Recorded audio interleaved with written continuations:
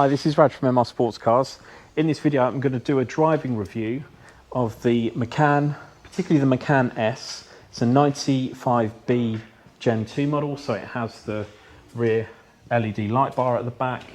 It has the slightly revised front bumper, revised lights with the quads, daylight running lights, and also the larger, slightly revised touchscreen, which was introduced in this era. This is a 2020 car. I think they brought these changes out in end of 2018. So you'd on the older cars you have the air vents down up here and a smaller screen. They moved the vents down there, made that a 10.9 inch widescreen.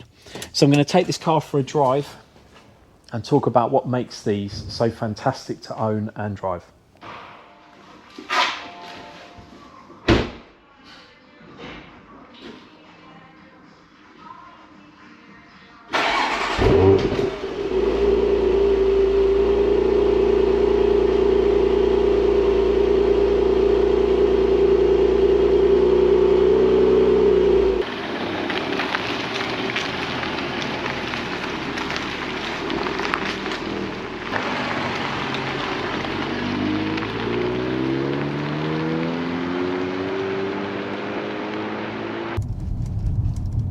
Right, I'm in the 2020 model year Macan S. So this car's got the 3-litre V6 turbo with the turbo in the middle of the V. So it produces 350 horsepower, 354 foot-pounds of torque. Extremely capable all-year-round SUV, sport utility vehicle. Got a whole host of options which really make these cars, well, enhance these cars really nicely. Things like the panoramic sunroof. Hopefully you can see it in the video. I've put the camera on super wide view so you can see that sunroof. It really makes a difference to how it feels in the cabin, because especially in the back, because you can see much more of the surroundings, so you're less likely to get claustrophobic, suffer car sickness and things in the back.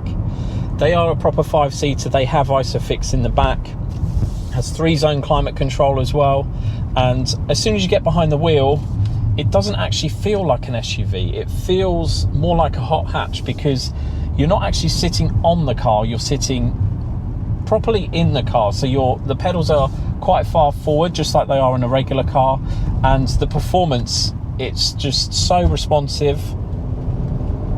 As soon as you put your foot down, even in full auto mode without the sport mode enabled, this car's got the sport mode. They all come with a 7-speed PDK, so that's a dual clutch system, so you can run it in full auto, which adapts to how you drive even in normal mode. Sport immediately makes it more aggressive on its gear changes. It weightens up the steering as well, and it makes the throttle more sensitive to your input. So I'm just going to put it on that now. This car's also equipped with PASM, Porsche Active Suspension Management. So that means that at the touch of a button, you can go from the comfort suspension setting to sport, and then even sport plus. So it makes it a lot firmer, reduces the roll even further when you're going around corners.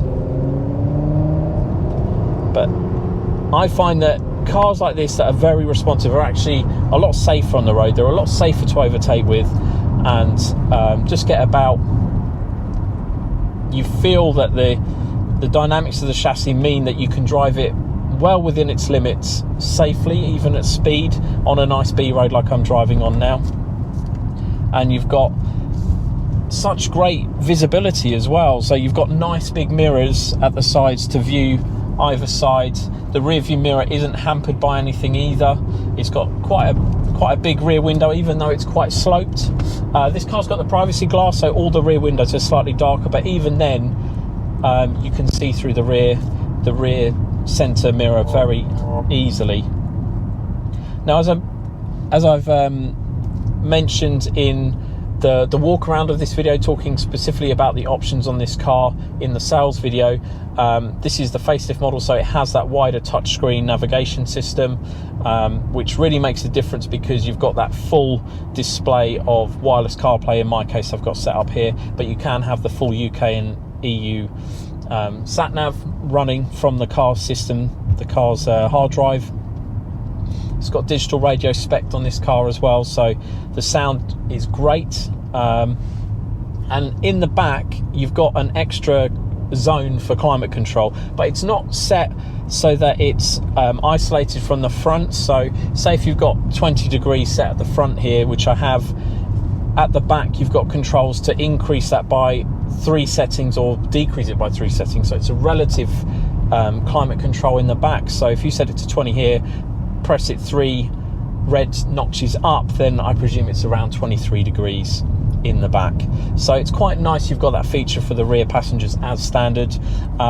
This car's spec'd with heated seats at the front. You could also get heated seats in the back as well. This car doesn't have that, but it's got some really nice practical features as well. So the remote rear hatch, which is fully electric, so you can if you've got lots of shopping in your hands, you just press the button on the key fob or the small button under the wiper, and it will go all the way up. And then there's a button on the base of the tailgate that allows you to close it again at the touch of a button, so you don't have to do any kind of interference with that. Just going to overtake here if it's clear, so you can hear the engine. Sounds absolutely glorious. The 3-litre V6 is fantastic in how it sounds, especially with the sports exhaust. These cars have sort of like a sound enhancer, so it plays sound of the engine,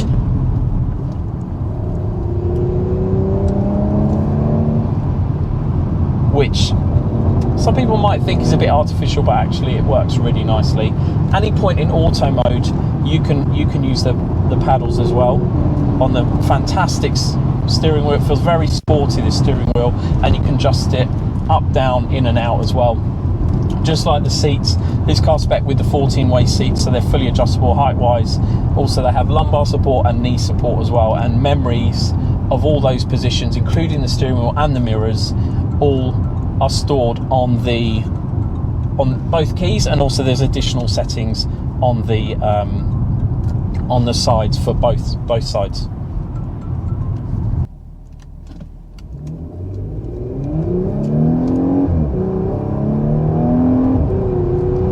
Just love how these Macan sounds. The 3-litre V6 is actually very economical as well, provided you don't put your foot down all the time. The turbo is very, very economical on these cars. It's good capacity in the fuel tank as well, so it should do between 300 and 400 miles a tank, again depending on how you drive. Tyre pressure monitoring, folding mirrors, all that kind of stuff is included, but you can spec things like the reversing camera with the parking sensors all round, and even a full surround 4 camera system as well, so you can have like an aerial view of you reversing into a space if you want that as well. The adaptive cruise control is also great because it has the radar, so it detects if someone's travelling slower than you up ahead, and it will slow down to match their speed at a safe distance. And when you pull out, it will then accelerate to your desired speed. It will also detect if traffic's slowing up ahead, so it's very safe. If you don't apply the brakes, it will start applying them for you. It all feels very intuitive. It sounds like it's interfering a lot, but it really isn't. It's the same with the lane departure warning system as well, which is built in. It will tell you when you're getting close to the edge of a lane, and there is even lane departure assist as an option. But these cars are really fantastic all year, all weather performance cars. They're not just family cars. Yes, they have all the seats, the cabin space, the boot space as well, but it does actually feel like a fun car to be behind the wheel, and that's crucial, I think, for someone who loves Porsches but needs the practicality of a proper 5-seater. I think this is the pick of the bunch. The Panameras, which are 4-seaters, the Cayennes, I think, are a little bit too big. The Macan is, I think, the perfect size for most people, and that's why they're so popular. And a lot of Porsche's modern success, I think, is down to this particular model, the Macan, particularly the S model, because it's kind of the sweet spot between all of the different models. The petrols are obviously the safest to own in the long term, and the 3-litre V6 is a real peach, not only for sound but also drivability, reliability. It has everything that you could possibly want. 0 to 60 in around 5 seconds. I mean, who needs faster in one of these big SUVs? The other thing that is really great about the Macans is how they look. So even when they're stationary, if you've got the larger wheel specs, I think they look timeless, particularly in a colour like this, Volcano grey metallic. It just looks fantastic. The four-wheel drive system is a proper four-wheel drive system. It's a permanent four-wheel drive, but it will adapt how much power it sends, how much power and torque it sends to the front wheels on demand. You don't have to control the four-wheel drive system in any way, other than if you want to go off-road. There is an off-road button to put it into a more aggressive four-wheel drive system. It will potentially lock the diffs and things like that, all itself electronically.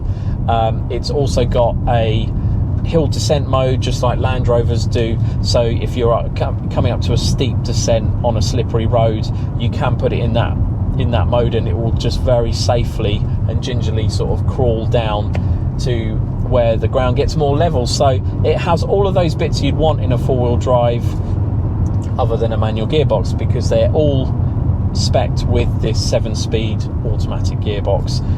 To put it in manual mode, you slide it across, and then you can either use the stick that pull it towards you to go down a gear, push it away to go up a gear, or you can use the full-size paddles on this sports steering wheel to change gears at the press of a button without lifting your hands.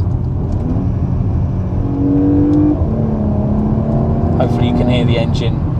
It really does sing for such a big car. Also, the real amazing thing is the lack of roll.